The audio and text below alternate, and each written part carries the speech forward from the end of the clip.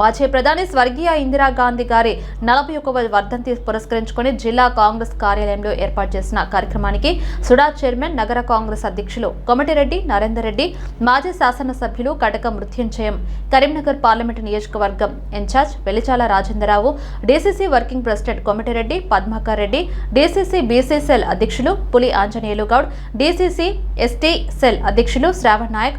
మడుపు మోహన్ తదితరులు హాజరై ఇందిరాగాంధీ గారి చిత్రపటానికి పూలమాలలు వేసి నివాళులు అర్పించారు. కటకం మృత్యుంజయం మాట్లాడుతూ ఇందిరాగాంధీ గురించి చెప్పడానికి ఎంత సమయమైనా, ఎన్ని పుస్తకాలు రాసినా సరిపోదని, వారు చనిపోయినప్పటికీ ఇందిరమ్మ పథకాలతో, ఇందిరమ్మ ఇళ్లతో పేద ప్రజల గుండెల్లో ఎప్పటికీ చిరస్థాయిగా నిలిచిపోతారన్నారు. వెలిచాల రాజేంద్రరావు మాట్లాడుతూ మొట్టమొదటిసారిగా ఒక మహిళ దేశానికి నాయకత్వం వహించి ఉక్కు మహిళగా పేరు పొందారని, మహిళలు కూడా దేశాన్ని పరిపాలించవచ్చని చెప్పిన గొప్ప నేత ఇందిరాగాంధీని కొనియాడారు. దేశ మాజీ ప్రధాని శ్రీమతి ఇందిరాగాంధీ వర్ధంతి సందర్భంగా ఈరోజు జిల్లా కాంగ్రెస్ కార్యాలయంలో వారి వర్ధంతి వేడుకను ఘనంగా నిర్వహించడం జరుగుతూ ఉంది. ముఖ్యంగా ఈ దేశ అభివృద్ధి కోసం మరి ఆనాడు కూడు, నీడ, గుడ్డు, గుడ్డ అనే విషయంలో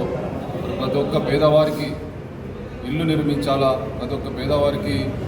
అన్ని రకాల సౌకర్యాలు కల్పించాలనేటువంటి చిత్తశుద్ధితోటి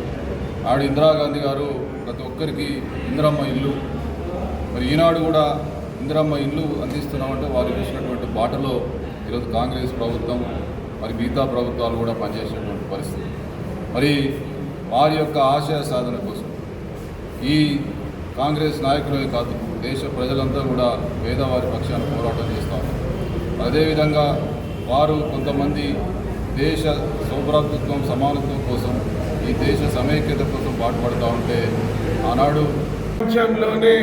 మొట్టమొదటిసారిగా ఒక మహిళా నేత ఇంత పెద్ద దేశానికి నేతృత్వం వహించి ఉక్కు మహిళగా, ఐరన్ లేడీగా పేరు ప్రఖ్యాతలు గాంచి ప్రపంచం మొత్తంలో కూడా మహిళా నేతలు వారి వారి దేశాలకు, వారి వారి చోట్ల కూడా మహిళలు నేతృత్వం వహించవచ్చు అండ్ వాళ్ళు ఏదైతుందో బ్రహ్మాండమైన నాయకత్వం ఇవ్వచ్చు అని ప్రపంచానికి తెలియజెప్పిన మహానేత ఇందిరాగాంధీ గారు